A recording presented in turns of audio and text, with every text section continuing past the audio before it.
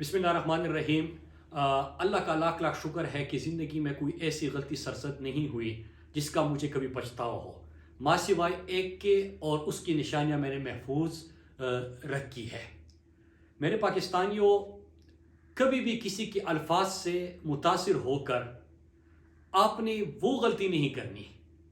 اپنی انرجیز اور اپنا وقت ایسے ٹچے لوگوں کے پیچھے برباد نہیں کرنا۔ یہ میرا سبق ہے، اور اسی سبق کو مد نظر رکھ کے میں نے وہ نشانیاں سنبھال کے رکھی ہوئی ہے۔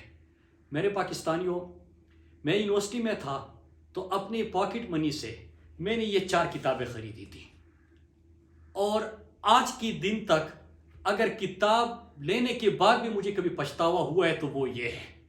کتابیں میں شوق سے پڑھتا ہوں، دل سے پڑھتا ہوں، اپنی پاکٹ منی بھی اس کے اوپر لگاتا تھا، لیکن یہ دکھ ہے جو کہ میرے اوپر بہت باری ہے، اور آج تک میں اس کو فیل کر رہا ہوں کہ ٹچے لوگوں کی باتوں میں آ کر میں نے بھی ان کو سننے کی تھوڑی سی غلطی سرزد ہوئی تھی، جس کے اوپر میں معذرت خواہ ہوں اپنے آپ سے۔ پھر اس کے بعد میں آ جاتا ہوں کہ جن کا معیاری صحافت ہی ایسا ہو کہ ریٹائر افسران کے چائے میں ڈبوئے ہوئے رس یا پاپے گننا، جن کی صحافت ہو یا ان کا معیار ہو یا ان کی وجہ شہرت ہو، تو ایسے لوگوں کو جواب دینا میں اپنی توہین سمجھتا ہوں۔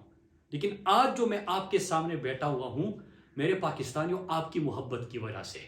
اپنے ان کارکنان، سپورٹرز، ووٹرز کی محبت کی وجہ سے، اور جو ان کو خیال ہوتا ہے، ان کی دعائیں میرے ساتھ ہوتی ہے، ان کے لیے میں نے جو جتنا جواب دینا تھا میں نے دے دیا۔ سمجھنے والے سمجھ گئے، باقی ایسے ٹچے لوگوں کے اوپر، اور اس سے مہذب لفظ مجھے نہیں آ رہا، میں آپ کو یہ بتاؤں، میں اس لیے آپ کو بتاؤں کہ میں نے کبھی کسی کو گالی نہیں دی۔ میں بات کرتا ہوں دلیل سے، ہاں ایگریسو ہو سکتا ہوں، میرے انداز سے کسی کو اختلاف ہو سکتا ہے، لیکن میں گالی نہیں دیتا۔ لیکن اس سے مہذب لفظ اس شخص کے لیے میرے پاس نہیں تھا، لہٰذا میں نے اتنا جواب دینا تھا، آپ سمجھ گئے ہوں گے۔ اب میں آتا ہوں مین پوائنٹ پہ۔ دیکھیے میرے پاکستانیوں، آپ کو یاد ہوگا کہ جب یہ ریجیم چینج آپریشن ہوا تو میں نے آپ کو پہلے سے بتا دیا، میں کوئی پیشن گوئی نہیں کر رہا تھا، میں کوئی حالات آپ کے سامنے پریڈکٹ نہیں کر رہا تھا، لیکن جو کمٹمنٹس ہوئی تھی، جس طرح ریجیم چینج آپریشن ڈیزائن ہوا تھا، اور پھر میں نے آپ کو کہا تھا کہ پاکستان میں ایک دفعہ پھر کسی کی جنگ لائی جا رہی ہے، پاکستانیوں کو ایندھن بنایا جائے گا۔ گلگت بلتستان کا میں نے نام لیا تھا جو کہ سی پیک کا دروازہ ہے، میں نے بلوچستان اور گوادر کا نام آپ کے سامنے لیا تھا، میں نے زمشد دازلہ اور خیبر پختونخوا کی مثال دی تھی،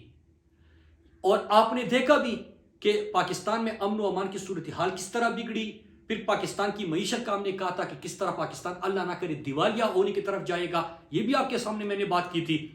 لیکن آج میں آپ کے سامنے اس کے اوپر بات نہیں کروں گا، میں کل انشاءاللہ آپ کے سامنے ایک دفعہ پھر وہ سلسلہ شروع کروں گا کہ ریجیم چینج آپریشن میں کیا کمٹمنٹس ہوئی، اس کے پاکستان کے اوپر کیا اثرات ہوں گے، ہمارے امن و امان اور ہمارے لوگوں کو کس طرح ایندھن بنانے کی طرف ہم بڑھ رہے ہیں یا یہ بڑھ رہے ہیں، وہ تمام چیزیں اور جو سیکوینس آف ایونٹس ہے اپریل کے بعد، وہ میں کل آپ کے سامنے رکھوں گا۔ آج میں آپ سے بات کروں گا ارشد شریف شہید کے حوالے سے۔ میرے پاکستانیوں، یہاں پہ چند چیزیں آج میں پہلی دفعہ آپ کے سامنے خود لے کے آیا ہوں۔ ارشد بھائی کی جب شہادت ہوئی تو اس کے بعد ہم سب کا مطالبہ تھا، آپ کا بھی مطالبہ تھا کہ سپریم کورٹ ایک جوڈیشل کمیشن بنائے جہاں پہ ہم سب جائیں، اور جو جو ابھی ہمارے ساتھ ارشد بھائی نے شیئر کیا تھا وہ ہم ان کے گوش گزار کریں۔ اس سے پہلے حکومت پاکستان فیکٹ فائنڈنگ کمیٹی بناتی ہے، اور فیکٹ فائنڈنگ کمیٹی جب بنتی ہے تو اس میں مجھے بھی بلایا جاتا ہے۔ فیکٹ فائنڈنگ کمیٹی کے سامنے میں نے 2 دفعہ تحریری بیان، سٹیٹمنٹ، یا ان سے فیکٹ فائنڈنگ کی ڈائریکشن کو ٹھیک کرنے کے لیے، قاتلوں کو پہنچنے تک کہ پہنچ سکے ادھر، اس کے لیے میں نے 10 سے 15 سوال ان کو بتائے تھے، اگر آپ کو یاد ہو، جس میں ایف آئی آرز، جعلی ایف آئی آر کس نے درج کیے، کس کے کہنے پہ درج ہوئے، کمپلیننٹس کون تھے، کون دھمکیاں دینے گئے تھا ارشد بھائی کو کے گھر، کس نے ارشد بھائی کو بلا کے ان کو لائن چینج کرنے کا کہا تھا، کس نے ایف آئی اے، جب ارشد بھائی دبئی جا رہے تھے تو ایف آئی اے کے جو امیگریشن کاؤنٹر ہوتا ہے وہاں سے ارشد بھائی کی تصویر لیک کر دی، دبئی کس کو بھیجا گیا، ارشد کو دھمکیاں دی گئی، ارشد بھائی کو مجبور کیا گیا دبئی سے نکلنے کے لیے، یہ تمام سوال میں نے پوچھے تھے، اور میں آپ کو بتاتا چلوں میرے پاکستانیوں کہ جو فیکٹ فائنڈنگ کمیٹی کی رپورٹ آئی ہے اس میں 2 چیزیں، صرف 2 سوالوں کے جوابات انہوں نے ڈھونڈنے کی جب کوشش کی ہے تو آپ کے سامنے کیا آیا کہ دبئی ارشد بھائی کا ویزا ایکسپائر نہیں ہوا تھا، جس طرح ارشد بھائی کا جنازہ پڑا ہوا ہے اور ادھر پریس کانفرنس کی جاتی ہے اور پورے پاکستان میں بیانی کی جنگ شروع کی جاتی ہے کہ ارشد بھائی کا ویزا ایکسپائر ہو گیا تھا، یہ 2 جھوٹ بول رہے ہیں کہ ارشد کو نکلوایا گیا.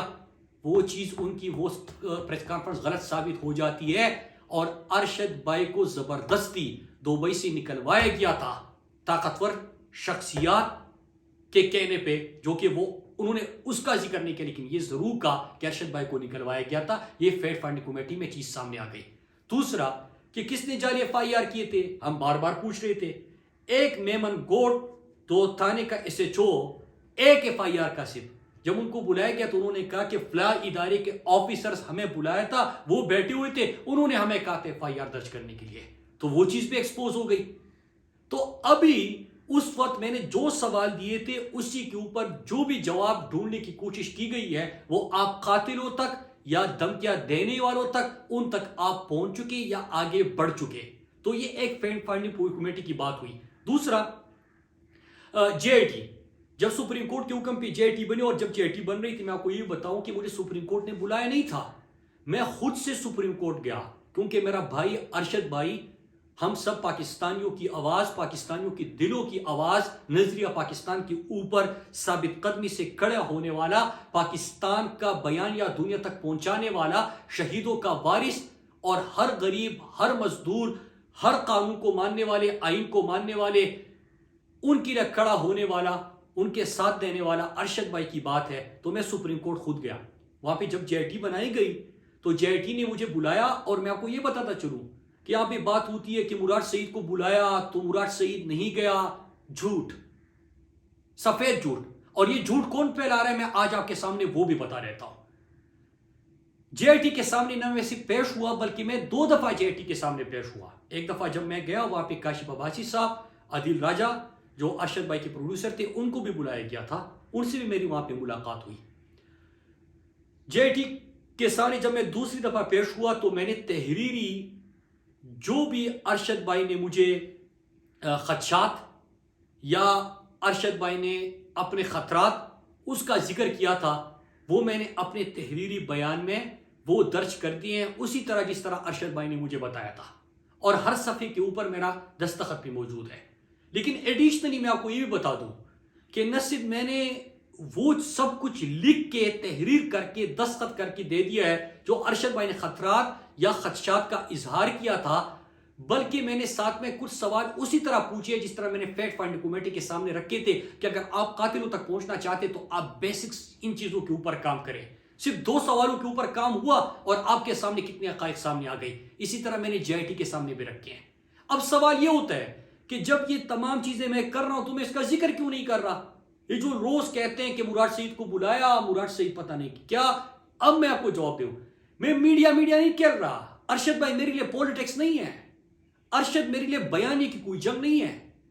ارشد کے ساتھ میرا تعلق، میری دوستی، میرا رشتہ بہت بڑھ کر ہے. وہ میرے گھر کا فرد تھا، میرے لیے ان سے بڑھ کر تھا. میں اتنا بے حس نہیں ہوں کہ جنازہ پڑا ہوا ہے اور یہاں پہ بے حس لوگ پریس کانفرنس کرے اس کے اوپر. وہ بندہ اس کے دوست بننے کی کوشش کرے، ٹی وی پہ آئے، جس کے ساتھ ارشد بھائی نے کبھی بات نہیں کی ہوگی. ارشد تو عزت سب کو دیتا تھا جو بھی اس کے پاس آتا تھا، لیکن ارشد بلیو نہیں کرتا تھا. پھر اس کے ساتھ میں ایک اور چیز بھی آپ کو بتاؤں کہ میں نے جو کچھ بھی تھا وہ وہاں پہ مطلب اپنے بیان میں درج کر دیا جو ارشد بھائی نے بتا دیا تھا. اور اس کے بعد 2-3 چیزیں میں آخر میں کچھ سوال چھوڑ کے جا رہا ہوں. وہ یہ کہ جو لوگ یہ بیانیہ بنا رہے ہیں ہم سب کو پتہ ہے، مجھے تو خاص طور پہ پتہ ہے، جن کو خوف ہے کہ جو 2 سوال میں نے فیکٹ فائنڈنگ کمیٹی کو 10-15 سوال دیے تھے، 2 کے جوابات انہوں نے ڈھونڈ لیے، کون اس سے ایکسپوز ہو گیا؟ تو جو ایکسپوز ہو گیا نا تو اس کو خوف ہے، تو جس کو خوف ہے تو وہ یہ پروپیگنڈے کر رہا ہے. پھر دوسری بات یہ کہ ابھی میں نے JIT کے سامنے تحریری بیان دیا ہے، اس میں میں نے وہ کچھ لکھا ہے جو ارشد بھائی نے بتایا تھا، اور ارشد بھائی نے جس طرح بتایا میں نے اسی طرح درج کر دیا. تو کیا آپ کو اسی کا خوف ہے کہ اس کے بعد JIT میں کیا ہوگا یا سپریم کورٹ میں کیا ہوگا؟ ان چیزوں کا خوف ہے، اس لیے آپ یہ بیانیے کی اور اس طرح پروپیگنڈے کرنے کی کوشش شروع کر دیتے ہیں۔ اور ایک آخر میں ایک سوال چھوڑ کے جا رہا ہوں، اپنے جو پاکستان کے ہمارے ادارے ہیں جن کا نام لے کے ایسے ٹچے لوگ روزانہ ان کے ترجمان بن کے کہتے ہیں کہ ہمیں ادارے نے بتایا کہ مراد سعید جب وزیر تھا تو یہ سستی سڑکوں کا ذکر کرتا تھا کہ ہم نے سڑکیں سستی بنائی، ماضی میں مہنگی بنتی تھی تو فلاں ملک ناراض ہوتا تھا یا فلاں بندہ ناراض ہوتا تھا یا ادارہ اس سے ناراض ہوتا تھا، اور اس طرح کی لمبی کہانیاں وہ گاڑ لیتے ہیں۔ تو میں سوال آج پوچھ رہا ہوں کہ کیا یہ آپ کے ترجمان ہیں؟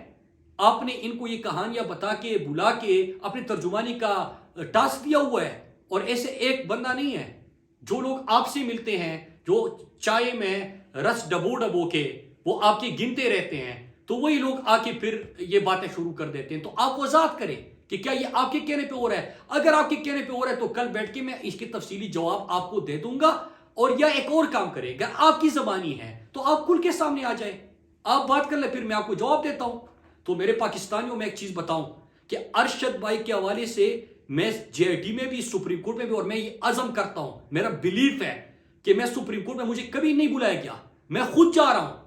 اور میں سپریم کورٹ ہر دن جاؤں گا۔ جب بھی ارشد بھائی کا کیس ہوگا، جو بھی دروازہ کٹکھٹانا ہوا میں وہ کٹکھٹاؤں گا۔ جس کو بھی ان چیزوں سے خوف ہے اور یہ ادھر ادھر کی باتیں کر رہے ہیں اور توجہ ہٹانے کی کوشش کر رہے ہیں، ان کو ناکامی ہوگی، میں آخر دم تک لے کے جاؤں گا۔ جس نے ارشد بھائی، میرا ایمان ہے، میں روز کہتا ہوں کہ جس نے ارشد بھائی کے اوپر زمین تنگ کر دی تھی، اللہ کی زمین تنگ کر دی تھی، اللہ